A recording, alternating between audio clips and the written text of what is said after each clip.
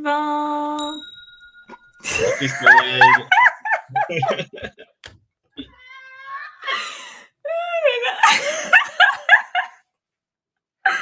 Bonjour Sylvain.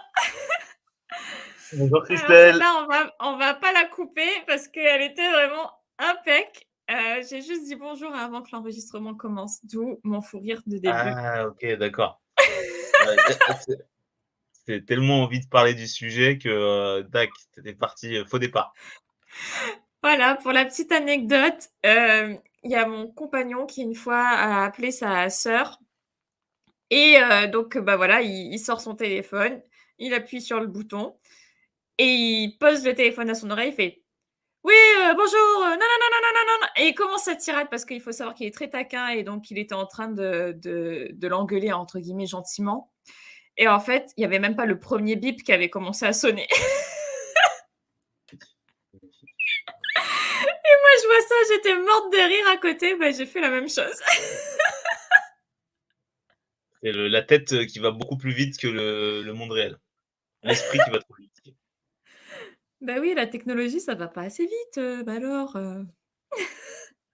vrai qu'avec des cerveaux qui fusent comme ça là, et du coup là, tu nous as préparé, j'imagine, là, un petit sujet encore, aux petits oignons.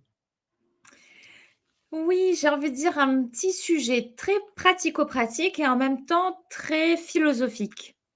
Nous allons parler de l'art de faire des listes Ah, et ça me donc questionne parce que ça, tu vois, je me rends compte que j'en fais pas, je pense pas que j'en fasse.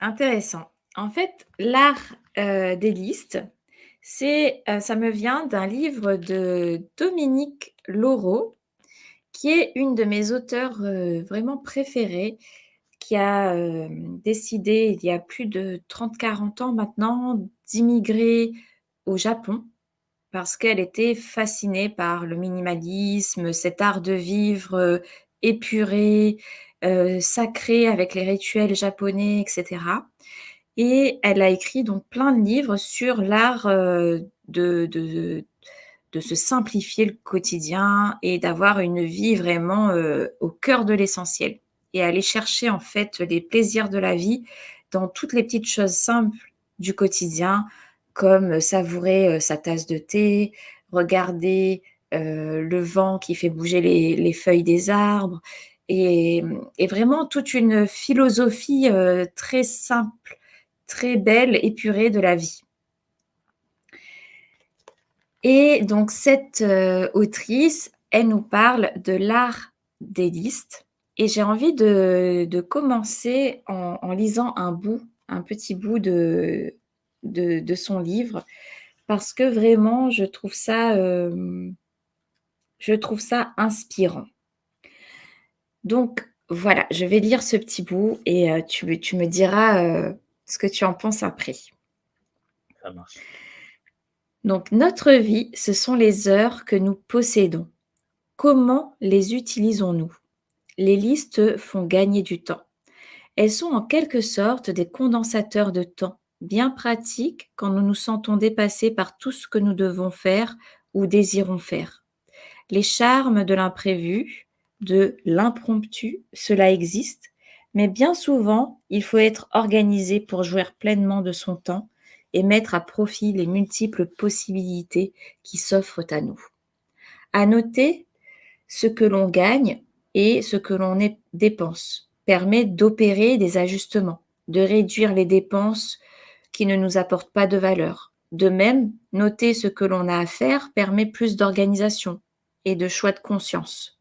Comme beaucoup d'autres choses dans la vie, prendre conscience, c'est gagner la moitié de la lutte.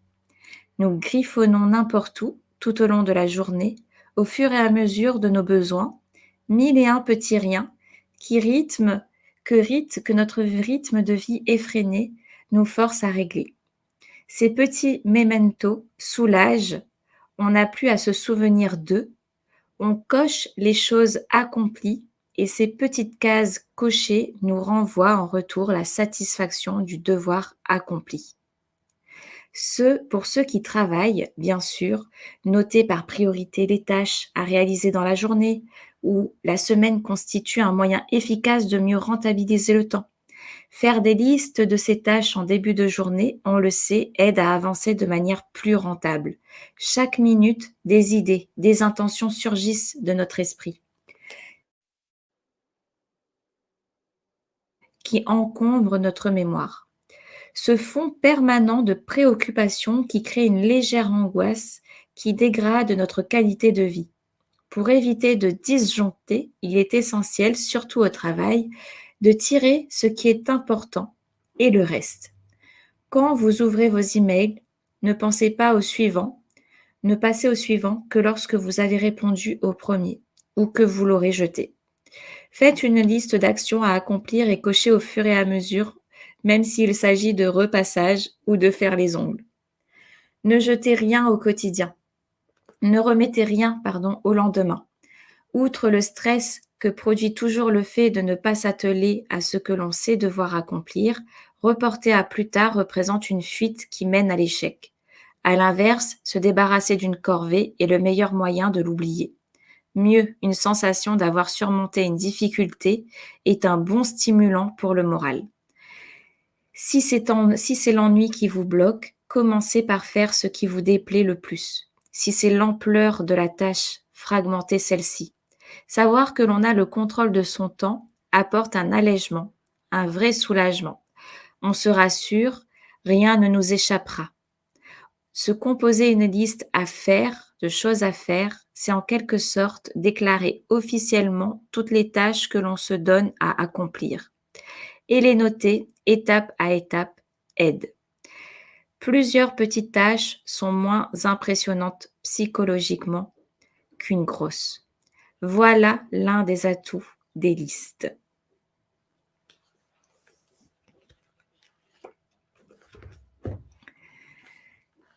C'est Donc ça. ça, c'est Donc du coup, ouais, vraiment, donc toi, tu recommandes la lecture en entier du livre? ouais, ouais.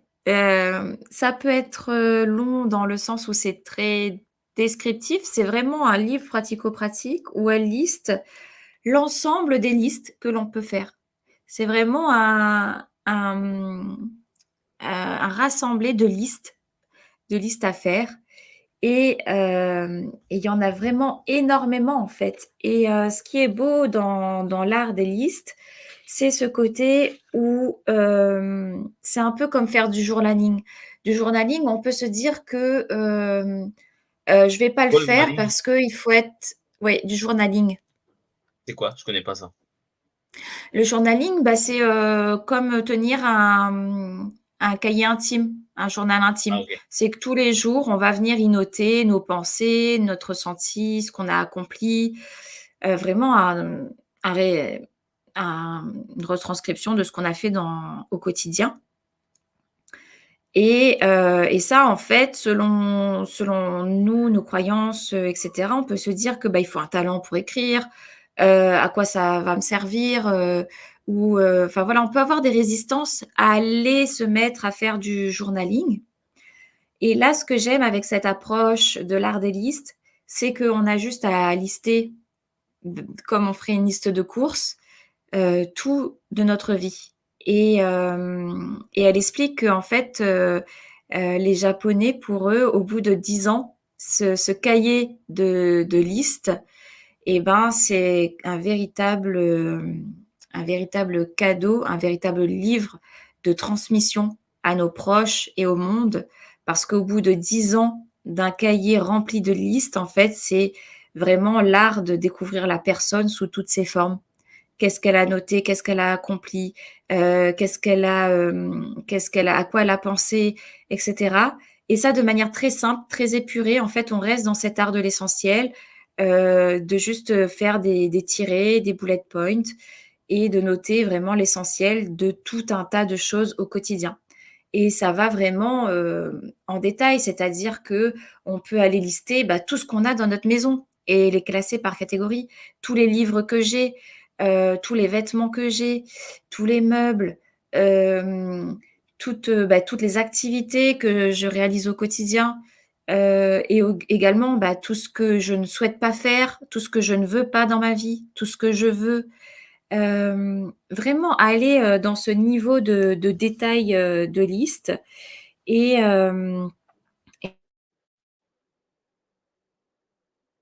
l'art de faire des listes, c'est vraiment apprendre à mieux se connaître et à se découvrir au jour le jour. C'est vraiment ça, l'idée qui se cache derrière ça. Et donc si, vous voulez, je peux prendre au hasard un une liste de listes et comme Ouais. ça, vous en aurez, donc là, par exemple, je tombe sur suggestion de liste coup de cœur et donc elle nous dit, faire des listes des mots ou expressions que je trouve beaux. Ensuite, mes cafés, parcs, temples, films, fleurs, architectes, encens, parfums, bruits, mousses de bain préférés. Les plus belles rivières, montagnes et forêts que j'ai vues. La liste des plus belles fêtes que la nature m'ait offertes. Coucher de soleil, aurore boréale. La liste de mes haïkus préférés. La liste, donc la description des inconnus croisés dans la rue qui m'ont impressionnée. Et ainsi de suite et ainsi de suite. Et ça peut vraiment partir du pratico-pratique, de quelle tâche je fais dans ma journée, mais aussi, voilà, de plein d'autres paramètres de ma vie. C'est marrant parce que ça me fait penser à Paul Elkarat, qui est, tu sais, un autiste connu et qui fait des listes de tout, comme ça aussi.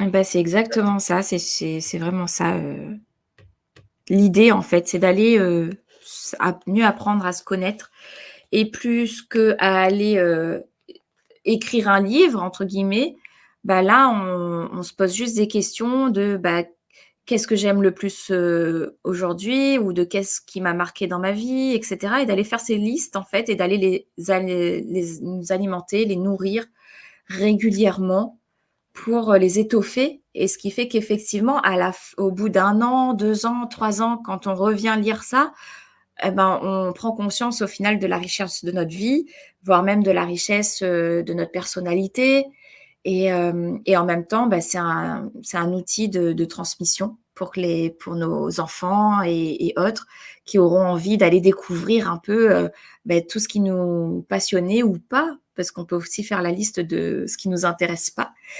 Et ça, je trouve ça vraiment intéressant comme approche pour aller à la conquête de soi et juste se réaligner avec soi. Et ça me fait penser à, tu sais, il y a les cahiers de Lilou Massé où, il y a des listes et en fait, les listes qui m'avaient marqué, tu as les listes des apprentissages que tu as fait, dans ta journée. Chaque journée, tu le fais, tu sais? Et la liste aussi de tes accomplissements, de quoi tu es fier d'avoir accompli et la liste de gratitude, de quoi tu fais preuve de gratitude et je trouve que c'est des listes en retombant récemment justement, tu vois, en faisant le tri sur un de ces livres, c'est vrai que je trouve ça très puissant parce que ça c'est une photo un peu à chaque étape tiens, qu'est-ce que tu apprenais à cette époque-là je me suis dit: «Qu'est-ce que j'apprenais à cette époque-là de ma vie? Qu'est-ce que j'étais en train d'accomplir? De qui j'étais reconnaissant?» Et c'est vrai que, ça peut être très je trouve que c'est moi, pour tout te dire, il y a des moments où à cette époque-là, c'était hyper important pour moi de le faire parce que ça me permettait de mieux me comprendre, de m'alléger, de me structurer et j'ai l'impression qu'aujourd'hui, j'ai tellement fait de tri que, je me sens moins, parfois, en fait, je pense que je reprends des listes quand je vais me sentir submergé parce que j'ai beaucoup de choses en même temps qui arrivent. Par contre, dans des moments de vie où c'est beaucoup plus calme, dans le sens où je suis pas avec, du multitasking ou de plein de projets en même temps, du coup, là, je vais moins le faire parce que tout est un peu sous contrôle, tranquillou, tu vois? Par contre, dès que ça revient à être de la profusion et tout, là, ça m'aide de faire ça et comme je te l'avais dit dans un autre épisode, moi, j'aime bien, par exemple, de faire la liste des tâches. Moi, je vais mettre, par exemple, par grande rubrique. Par exemple, si je vais dire, bah, repeindre, je sais pas, repeindre chez moi et ben je sais qu'en sous-tâche, il va y avoir acheter la peinture et tout, mais j'ai pas besoin de me mettre toutes les tâches parce que moi, le bon niveau, c'est de faire ça et une fois que j'appuie sur le bouton, tout va s'ouvrir, tu vois? Et du coup, je trouve ça super intéressant, ouais, cette histoire de liste et surtout pour la transmission. Parce que j'ai même, tu sais, j'accompagne une personne qui, écrit un livre sur sa famille et parce qu'ils ont retrouvé un tableau et cetera et ce qui est dingue, c'est qu'en fait, elle se disait en recherchant, tu sais, tu dois souvent dans les le fait des trucs familiaux, tu dois aller chercher un certificat de famille, des choses du passé Et en regardant tout ça, elle dit: «Mais en fait, on sait pas pourquoi. Tiens, pourquoi mon ancêtre, il portait telle robe et pas une autre robe? Pourquoi il portait tel bijou et tel bijou? Pourquoi dans tout ce qu'il a gardé d'essentiel, pourquoi c'était ça son essentiel et pas autre chose?» Et donc ce que tu dis, je trouve que c'est hyper intéressant pour avoir des réponses à tout ça. Oui et vraiment, bah, l'objectif c'est, enfin je le répète, c'est d'aller mieux se comprendre parce que plus on se connaît et bah, plus au final la vie, se simplifie, va à l'essentiel et en fait, bah, l'art des listes, en tout cas, tel que Dominique Leroux nous le partage, ça va vraiment au-delà de qu'est-ce que je fais et de qu'est-ce que je fais pas, ou de qu'est-ce que je garde pas. C'est vraiment d'aller s'interroger au final sur plein de choses de sa vie et d'aller noter ça, comme ça vient. Là, par exemple, je suis tombée sur la suggestion de liste de thèmes sur lesquels réfléchir et donc elle dit, ben, thèmes sur lesquels réfléchir, comment vivre plus écologiquement et donc là, aller faire la liste de, bah, qu'est-ce qui me vient? Qu'est-ce que je pourrais mettre en place pour aller vivre plus écologiquement? Quels moyens puis-je appliquer concrètement? Comment privilégier la qualité à la quantité? Qu'est-ce que je fais personnellement pour éviter le gaspillage? À quoi me sert l'argent que je gagne? Qu'est-ce que mon argent n'achète pas? Et en fait, c'est vraiment d'aller se poser des questions et de dérouler les réponses sous forme de liste pour juste gagner en clarté, et alléger sa charge mentale et au travers de tout ça, en fait, aller chercher nos propres réponses puisqu'on sait que toutes nos solutions, toutes nos réponses sont à l'intérieur de nous. Et comme tu l'as dit, au final, je trouve qu'elle en parle en parlant du mot de conscience. En fait, on gagne beaucoup en qualité de présence. Parce que sinon, si on fait pas ce travail-là, on est dans une forme de confusion à certains moments de la journée où il y a des choses qui vont pas, mais on met pas de mots dessus précis, on les garde en nous au lieu de les expulser, de les extérioriser. Parce que la liste, ça permet finalement d'extérioriser tout ça.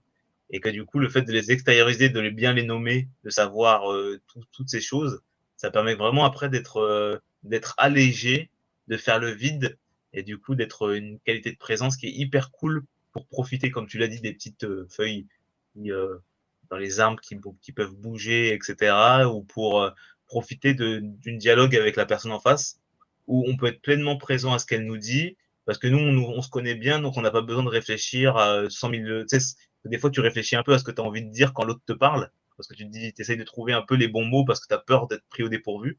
Alors que si tu as les choses au clair sur ce qui est important pour toi, bah, tu peux écouter la personne pleinement parce que tu n'as pas peur de manquer de mots précis pour parler de ton univers intérieur. L'écoute active. Comme tu nous offres très bien à chaque fois.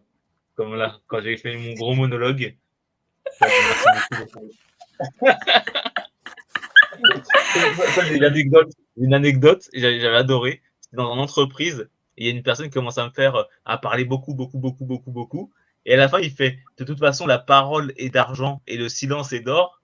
Et après, dans un instant de lucidité, il a dit: moi, je t'ai donné l'argent et toi, tu m'as couvert d'or. Parce que je l'ai écouté, tu vois. J'adore. Et vive l'écoute active. Donc faites des listes pour alléger, votre mental, mais aussi pour apprendre à mieux vous connaître, à clarifier les choses et tout simplement, aller chercher, vos réponses. Magnifique. Bah, merci beaucoup, Christelle, pour ce nouvel épisode. Merci Sylvain, merci les farpettes. Comme d'habitude, likez, partagez, commentez, laissez une évaluation positive de 5 étoiles sur Apple Podcast ou Spotify et embarquez tout le monde avec vous. Et en commentaire, vous pouvez même faire la liste de tout ce que vous aimez dans le podcast. Ah bah ça, c'est une très bonne idée. On attend. Bisous à tous et à toutes et à très bientôt pour un nouvel épisode. Keep cool. Cool. Ciao.